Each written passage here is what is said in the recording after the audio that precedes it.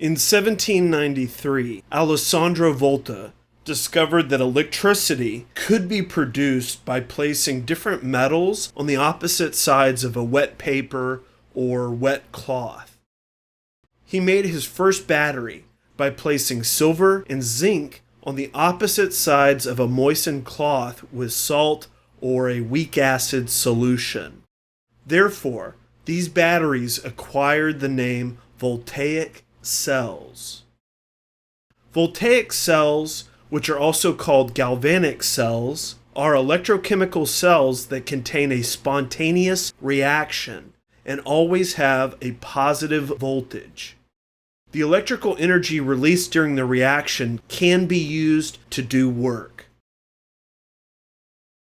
A voltaic cell consists of two compartments called half cells. The half cell will